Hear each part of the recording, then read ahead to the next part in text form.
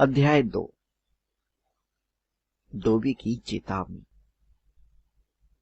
Harry जैसे तैसे अपनी चीख रोकने में कामयाब हो गया, परंतु यह बहुत करीबी मामला था। बिस्तर पर बैठे उस छोटे से जीव के कान चमगादड़ जितने बड़े थे। उसकी बाहर निकलती हरी आंखें टेनिस की गेंद जितनी बड़ी थी। हैरी तुरंत समझ गया कि यही जीव सुबह बगीचे की झाड़ियों में से उसे देख रहा था। जब वे एक दूसरे की तरफ घूर रहे थे, तभी हैरी को होल से आने वाली डडली की आवाज सुनाई दी। मिस्टर अंकल आंटी, लाइए मैं आपके कोट संभाल कर रख दूं। वह जीव बिस्तर से उतरा और उसने अभिवादन में अपना सिर इतने नीचे झुकाया कि उसकी लंबी पतली नाक गलीचे को छूने लगी। वह एक ऐसी चीज पहने था जो किसी तकिए के पुराने कवर जैसी दिख रही थी, जिसमें हाथ पैर डालने के लिए छेद कर दिए गए हो। हैरी ने परेशानी भरे अंदाज में कहा, हेलो। हैरी पॉटर, उस जीव ने ऊंचे सुर वाली आवाज में कहा, जिसे सुनते ही हैरी को विश्वास हो गया कि यह आवाज सीढ़ियों के नीचे तक जरूर पहुंचेगी। टॉबी बहुत समय से आपसे मिलना चाहता था सर, यह बड़ी सम्मान की बात है। धन्यवाद, हैरी ने कहा और दीवार के किनारे से चलते हुए अपनी कुर्सी में धंस गया। इस कुर्सी के पास वह बड़ा पिंजरा रखा था जिसमें हैग्रिड सो रही थी। हैरी पूछना चाहता था, तुम क्या हो? परंतु फिर उसने सोचा कि ऐसा पूछना सभ्यता होगी, इसलिए उसने पूछा, तुम कौन हो? उस विचित्र जीव ने जवाब दिया, डॉबी सर, सिर्फ डॉबी। डॉबी एक घरेलू जिन्न। अच्छा, सचमुच? हैरी ने कहा। देखो, मुझे गलत मत समझना, परंतु मेरे बेडरूम में घरेलू जिन्न के आने के लिए यह कोई बहुत अच्छा समय नहीं है। ड्राइंग रूम से पेटूनिया की तेज बनावटी हंसी सुनाई दे रही थी। घरेलू जिन्न ने अपना सिर लटका लिया। हैरी ने तुरंत कहा, ऐसी बात नहीं है कि मुझे तुमसे मिलकर खुशी नहीं हुई, परंतु क्या तुम किसी खास कारण से आए हो? ओह हाँ सर, डॉबी ने गंभीरता से कहा। डॉबी आपको यह बताने आया है? सर, यह मुश्किल है सर। डॉबी समझ नहीं पा रहा कि कहां से शुरू करे। बैठ जाओ, हैरी ने बिस्तर की तरफ इशारा करते हुए विनम्रता से कहा। वह दहशत में आ गया जब घरेलू जिन्न फूट फूट कर रोने लगा और जोर जोर से आवाजें निकालते हुए आंसू बहाने लगा। बैठ जाऊं, घरेलू जिन्न दहाड़े मारकर रो रहा था। कभी नहीं, कभी नहीं। हैरी को लग रहा था जैसे नीचे से आ रही आवाजें बीच बीच में रुकने लगी थी। वह फुसफुसाया, माफ करना, मैं तुम्हें दुखी नहीं करना चाहता था। दुखी? और डॉबी को? घरेलू जिन्न की जैसे सांस टक गई।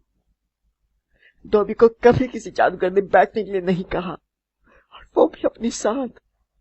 हैरी कहते हुए एक साथ जिन्न को चुप करने और खुद खुश दिखने की कोशिश कर रहा था। उसने डॉबी को दोबारा बिस्तर पर बिठाया, जहां वह हिचकी लेते हुए बैठ गया। वह किसी बड़ी और बहुत बदसूरत गुड़िया की तरह दिख रहा था। आखिरकार उसने खुद को संभाला और फिर अपनी बड़ी आंखों में आंसू भरकर हैरी को भक्ति भाव से एकटक देखने लगा। हैरी ने उसे खुश करने की कोशिश करते हुए कहा, तब तो तुम्हें बहुत अच्छे जादूगर नहीं मिले होंगे। डॉबी ने अपना सिर हिलाया, फिर बिना किसी चेतावनी के वह उछला और अपना सिर तेजी से खिड़की पर पटकने लगा। साथ ही वह चिल्लाता जा रहा था, पूरा डॉबी, पूरा डॉबी। मत करो, तुम ये क्या कर रहे हो? हैरी गुर्राया और उसने उछलकर डॉबी को दोबारा बिस्तर पर खींच लिया। इस उठापटक से हैग्रिड जाग गई। एक बार तेजी से चीखने के बाद वह पिंजरे की छड़ों पर बेतहाशा पंख मारने लगी। डॉबी को खुद को सजा देनी ही थी सर, घरेलू जिन्न ने बहंगी आवाज में देखते हुए कहा। डॉबी ने अपने मालिक की बुराई की थी सर। तुम्हारा मालिक? वह जादूगर परिवार जहां डॉबी गुलाम है सर। डॉबी एक घरेलू जिन्न है। डॉबी जिंदगी भर उस परिवार की गुलामी करने के लिए मजबूर है। क्या उन्हें पता है कि तुम यहाँ आए हो? हैरी ने उत्सुकता से पूछा। डॉबी कांप गया। अरे नहीं सर, बिल्कुल नहीं। आपसे मिलने आने के लिए डॉबी खुद को बहुत बुरी सजा देगा। इसलिए डॉबी अपने कान ओवन में बंद करेगा अगर उन्हें कभी पता पड़ जाए सर। परंतु अगर तुमने अपने कान ओवन में बंद कर लिए तो क्या उनका ध्यान इस तरफ नहीं जाएगा?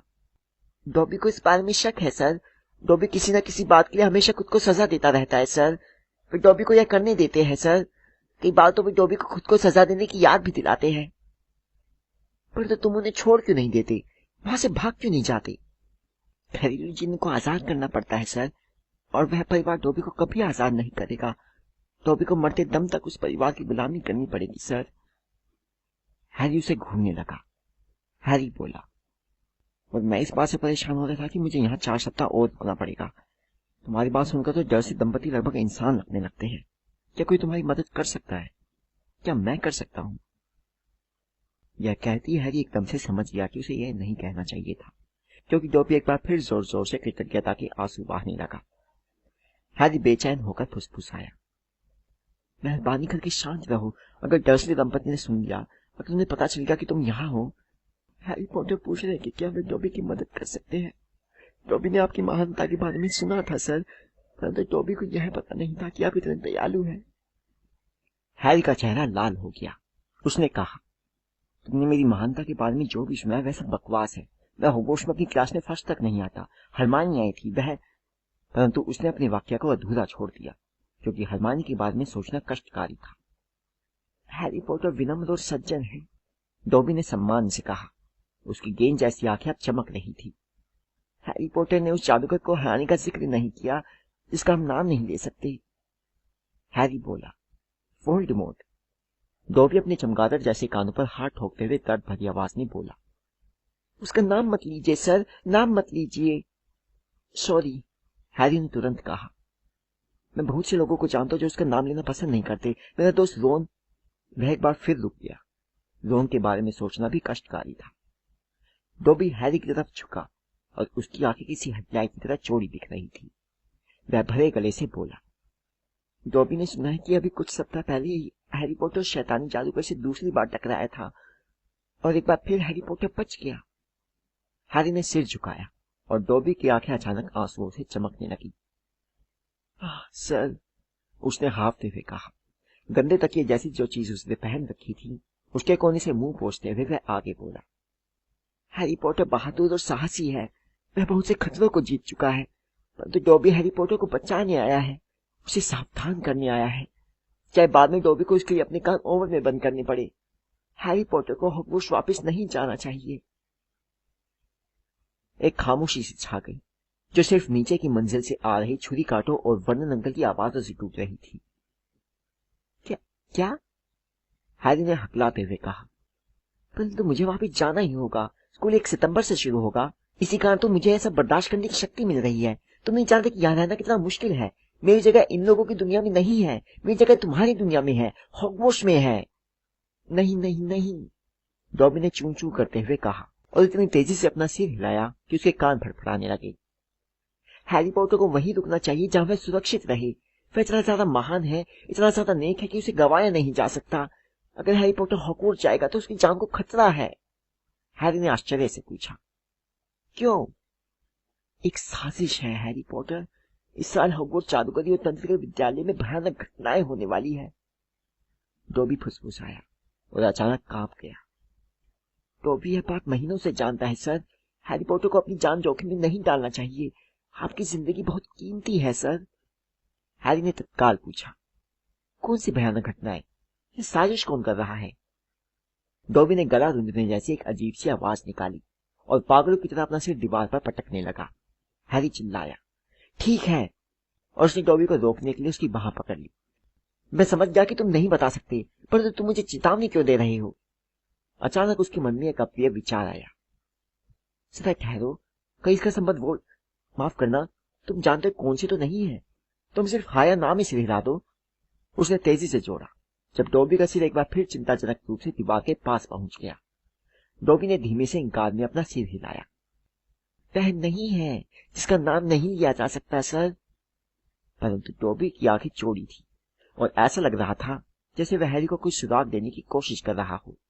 बहरहाल हैरी को कुछ समझ में नहीं आया। उसका कोई भाई तो नहीं है? डॉबी ने एक बार फिर इंकार में सिर हिलाया। अब उसकी आंखें पहले से भी ज्यादा चौड़ी हो गई थी। तो फिर मुझे नहीं पता कि हॉगवर्ट्स में भयानक घटनाएं और कौन करवा सकता है, हैरी बोला। मेरा मतलब है, एक बात तो यह है कि वहां डंबलडोर है, तो डंबलडोर को तो जानते होगी, नहीं क्या? डॉबी ने अपना सिर झुकाया। एल्बस डंबलडोर हॉगवर्ट्स के अब तक की सबसे महान हेडमास्टर है। डॉबी यह बात जानता है सर। डॉबी ने यह भी सुन रखा है कि जब तुम जानते कौन अपनी शक्तियों की शिखर पर था, तब भी वो डंबलडोर से ज्यादा शक्तिशाली नहीं था। परंतु सर, डॉबी की आवाज बहुत महत्वपूर्ण फुसफुसाहट में बदल गई। ऐसी शक्तियां हैं जिनका डंबलडोर कभी, ऐसी शक्तियां हैं जिनका कोई भला जादूगर कभी, और इससे पहले कि हैरी उसे रोक पाए, डॉबी ने बिस्तर से कूदकर हैरी का टेबल लैंप उठाया और उसे अपने सिर पर मारने लगा। साथ में वह कानफोड़ू चीखें भी निकालता जा रहा था। अचानक नीचे की मंजिल पर खामोशी छा गई। हैरी का दिल तूफानी रफ्तार से भागने लगा। 2 सेकंड बाद उसने सुना कि वर्नन अंकल हॉल में यह कहते हुए ऊपर आ रही थी, लगता है डडी ने एक बार फिर अपना टेलीविजन चालू छोड़ दिया है, बदमाश कहेगा। जल्दी अलमारी में, हैरी ने फुसफुसाते हुए कहा। इसके बाद उसने डॉबी को जल्दी से अपनी अलमारी में ठूंस दिया और जब कमरे के दरवाजे का हैंडल घूमा तब वह झपटकर बिस्तर पर लेट चुका था। दांत किटकिटाकर अपना चेहरा बिल्कुल हैरी के करीब लाते हुए वर्नन अंकल बोले, शैतान की नाती, तुम क्या कर रहे थे? तुमने मेरे मोटू पतले चुटकुले का मजा किरकिरा कर दिया। अब अगर तुमने एक भी आवाज निकाली तो तुम यह इच्छा करने लगोगे कि काश तुम कभी पैदा ही नहीं हुए होते। वे कमरे से उल्टे पैर लौट गए। कांपते हुए हैरी ने डॉबी को अलमारी से बाहर निकाला। उसने कहा, देखा यहाँ पर कैसा माहौल है। अब तो तुम्हें समझना होगा कि मुझे दोबारा हॉगवर्ट्स क्यों जाना पड़ेगा।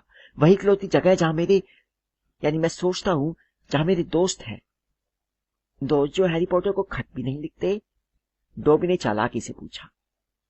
मुझे उम्मीद है कि वे सिर्फ, परंतु जरा ठहरो, हैरी ने त्योरिया चढ़ाकर पूछा, तुम यह बात कैसे जानते हो कि मेरे दोस्त मुझे खत नहीं लिख रहे हैं? डॉबी ने अपने पैर इधर उधर किए। हैरी पॉटर, डॉबी पर गुस्सा मत करना। डॉबी ने यह हैरी पॉटर की भलाई के लिए किया था। कि तुमने मेरे खत बीच में रोक लिए थे? घरेलू जिन बोला, डॉबी के पास आपके सारे खत हैं सर।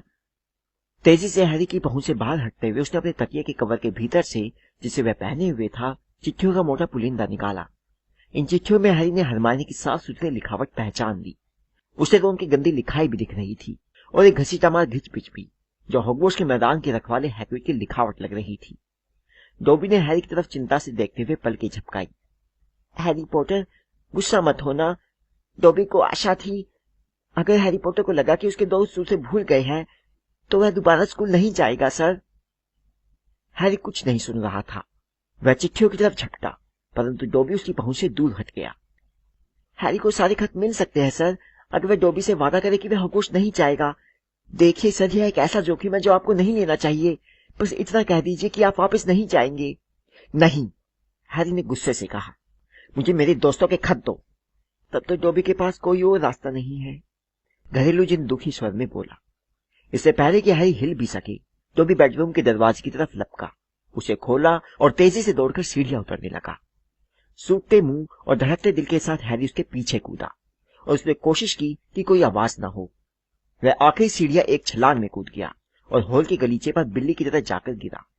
उसे डॉबी को हर तरफ ढूंढने की कोशिश की। उसने सुना, डाइनिंग रूम में वर्नन अंकल कह रहे थे, मिस्टर मेसन, पेचूनिया को अमेरिकी प्लम्बरों वाला वह मजेदार किस्सा तो सुनाइए। वह उसे सुनने के लिए बेताब है। हैरी हॉल से दौड़ता हुआ किचन में घुसा और उसे लगा कि उसकी जान निकल गई है। पेचूनिया आंटी की बनाई हुई बेहतरीन पुडिंग, क्रीम और मिठाई का पहाड़ छत के पास हवा में तैर रहा था। डॉबी एक अलमारी के ऊपर कोने में दुबका हुआ था। हैरी ने टर्व टर्व जैसी आवाज में कहा, नहीं प्लीज, वे मुझे जान से मार डालेंगे। हैरी पॉटर कहे कि वह दोबारा स्कूल नहीं जाएगा। डॉबी प्लीज कहिए सर। मैं नहीं कह सकता। डॉबी ने उसे दुख भरी निगाहों से देखा। तब तो डॉबी को यह करना ही पड़ेगा सर, हैरी पॉटर के भले के लिए।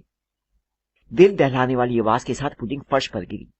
कांच का बर्तन टूटने की वजह से क्रीम खिड़कियों और दीवारों पर फैल गई। छड़ी घुमाने जैसी आवाज के साथ डॉबी गायब हो गया। डाइनिंग रूम से चीखें सुनाई दी और वर्नन अंकल तेजी से किचन में घुसे। उन्होंने देखा कि हैरी सदमे में खड़ा था और सिर से पैर तक पेटूनिया आंटी की पुडिंग में नहा गया था।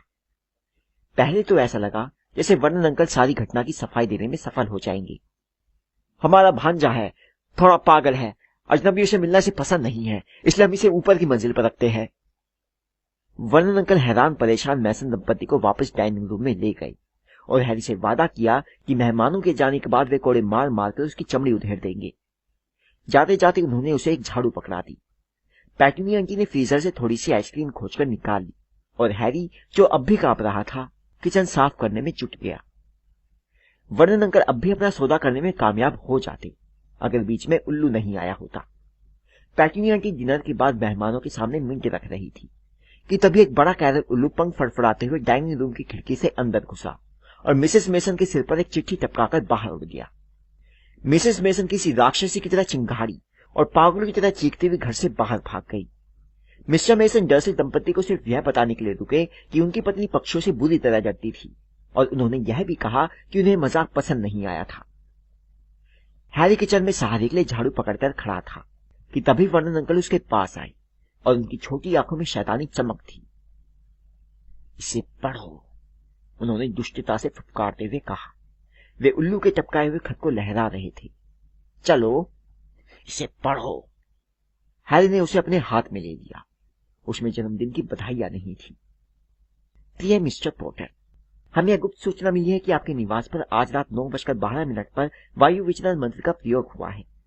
जैसा कि आप जानते हैं, नाबालिग जादूगरों को स्कूल के बाहर मंत्रों के प्रयोग की इजाजत नहीं है। भविष्य में अगर आपने किसी मंत्र का प्रयोग किया तो आपको स्कूल से निष्कासित किया जा सकता है। नाबालिग जादूगरी पर तार्किक प्रतिबंध अधिनियम 1875 खंड सा।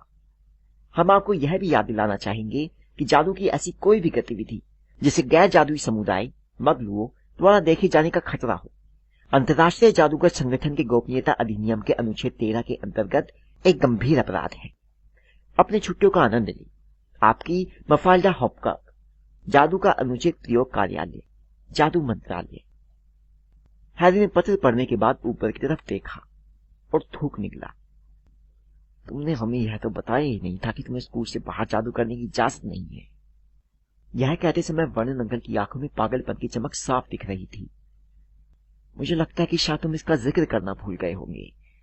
तुम्हारे दिमाग से उतर गया होगा। वे एक बड़े बुलडॉग की तरह दांत निकालते हुए हैरी की तरफ झुक रहे थे।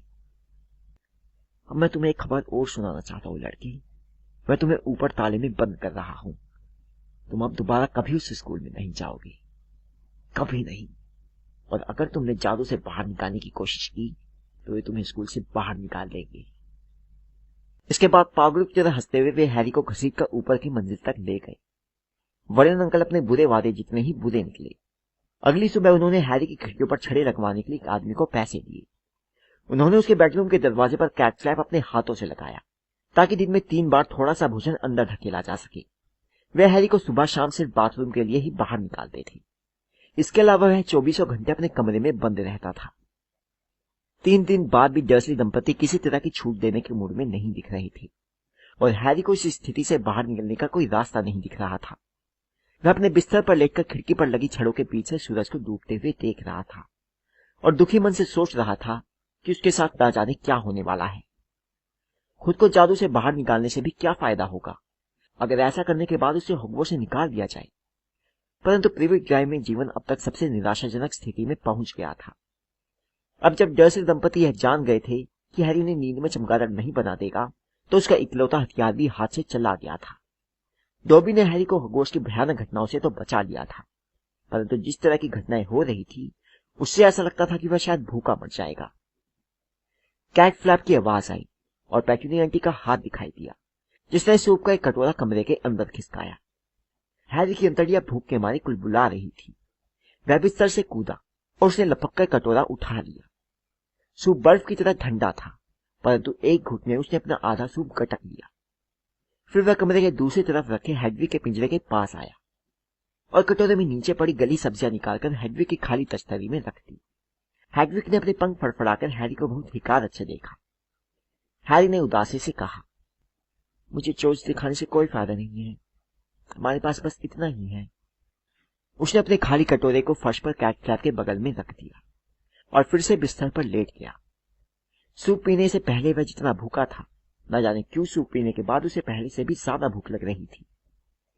मान ले वह किसी तरह 4 सप्ताह तक और जिंदा रह ले, परंतु अगर वह हॉगवर्ट्स ना पहुंचे तो क्या होगा?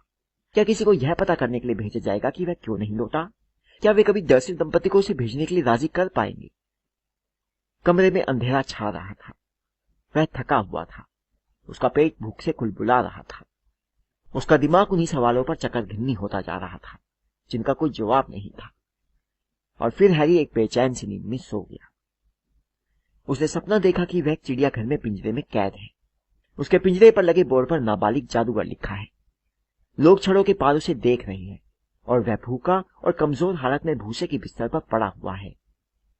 उसे भीड़ में डोबी का चेहरा दिखता है और वह मदद मांगने के लिए चिल्लाता है, परंतु डोबी बोलता है, हैरी पॉटर यह सुरक्षित है सर, और फिर गायब हो जाता है। इसके बाद उसे डर्सली दंपत्ति दिखते हैं और डडली उसके पिंजरे की छड़ों को खड़खड़ाते हुए उस पर हंसता है।